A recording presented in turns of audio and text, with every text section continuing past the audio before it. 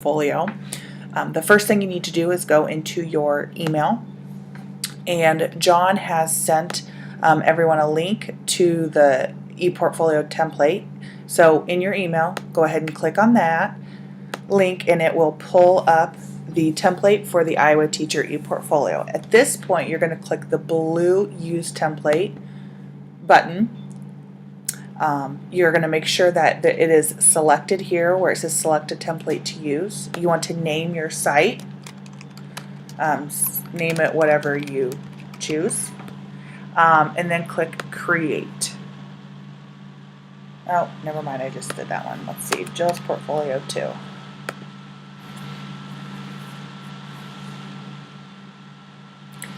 It'll take just a second and it will open up your new portfolio.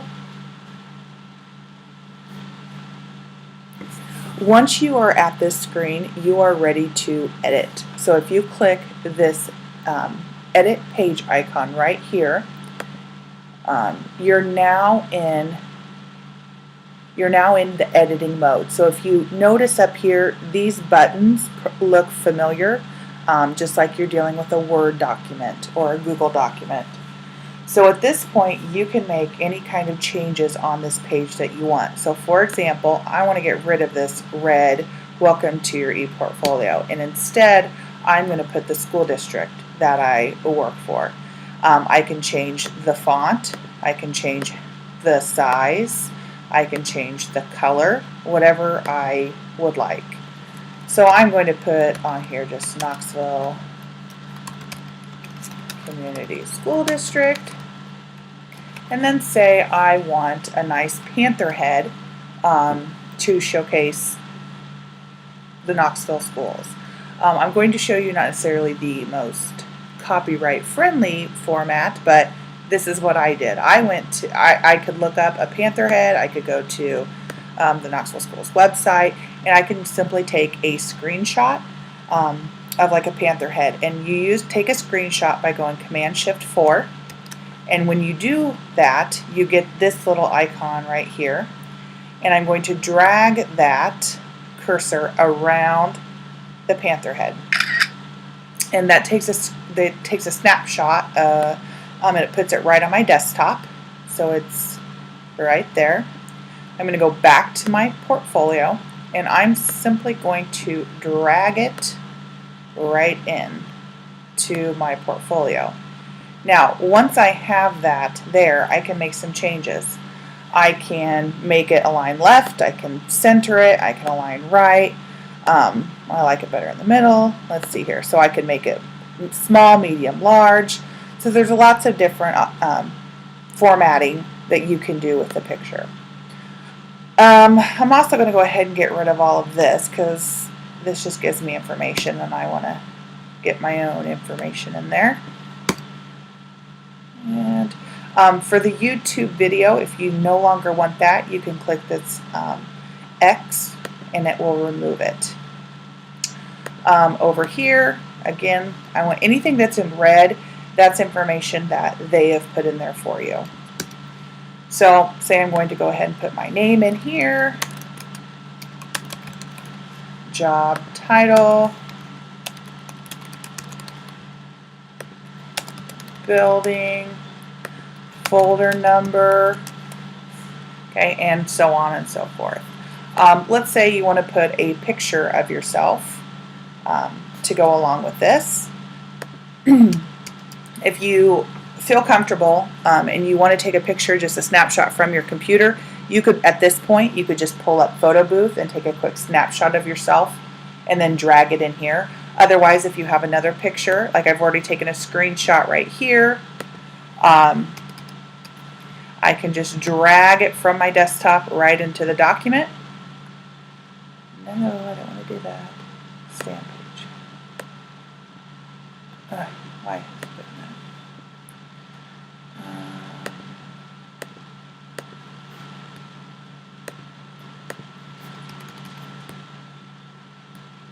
Try it one more time. We're going to try it a different way here. I'm going to actually go to Insert, Image,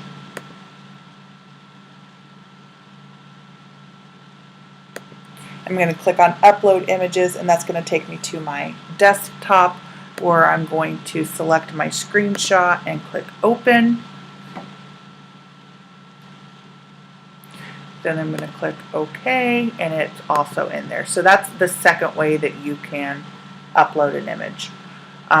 Again, you can center it, you can make it larger depending upon how large you want it. That's probably a little too large for my liking. Okay, so once you have everything on this front page the way that you want it to be, one thing to know is up here in the right hand corner, it tells you the last time that this was saved. So go ahead and click the blue Save button, and you'll know it's in a saved mode because you cannot edit from this point. So in order to edit from this point, you'd have to go back here. And one thing I'm noticing here is that my picture showed up, but my logo did not. So I'm actually going to try one more thing to see if maybe it just didn't like the way I uploaded it. So that may be, I'm going to actually go to Insert Image. No, I want a different one. And I'm going to click on the panther head and click Open. This is the one I'm selecting for this area. Click OK. And I'm going to put that in the middle and make it a little bit bigger. Yes, okay, so scratch what I told you before about just dragging it in. Apparently it is sensitive to that. So do go by the insert image instead of the shortcut. For whatever reason, it doesn't work. Okay, so now after you have this front, like your cover page finished, now you're ready to actually get into the standards and the artifacts. So go ahead and click on Standard 1. And thankfully, it's already preloaded with the standard and the criteria. So again, in order for you to make changes, you have to go up to the Edit page. And then once it's there, you can go ahead and type in it just like it's a Word document. So now at this point, you need to think about, what am I going to include? Well, let's say I'm going to include progress monitoring data and the fact that I use that data then to make grouping decisions. So I'm going to go, I think that that's going to line up with Criteria C, uses student performance data as a guide for decision making. So I'm going to go ahead and put my cursor where it's across from Standard 1C, and I'm going to line it up, and I'm going to put the title of my artifact, which is going to be named Progress Monitoring Data. Okay, and that just so that's the first step. Now I actually have to create the document. You can do this a couple different ways. You can create a Microsoft Word document and put all the information on there. You could use a Google document and link it to this document. So it's really kind of your choice at this point. I'm going to show you the Microsoft Word document. So if I open up a new document, it looks like this. So I'm going to go ahead and put the title of my artifact. Okay. After this point, you're going to give a description of what your artifact is, and then you're going to include a reflection on why you feel this is a strength or an area of growth for you, and also why it matches Standard 1C.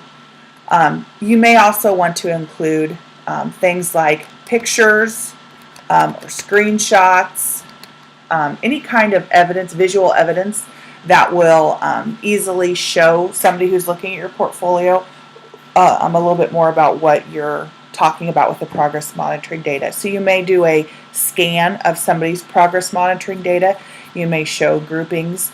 You may show a copy of an email, whatever it is that would document that you use data to make instructional decisions. So then at this point, you're ready to save this document. So once it's completely filled in, you're going to save it. And for ease, I'm just going to save it to my desktop.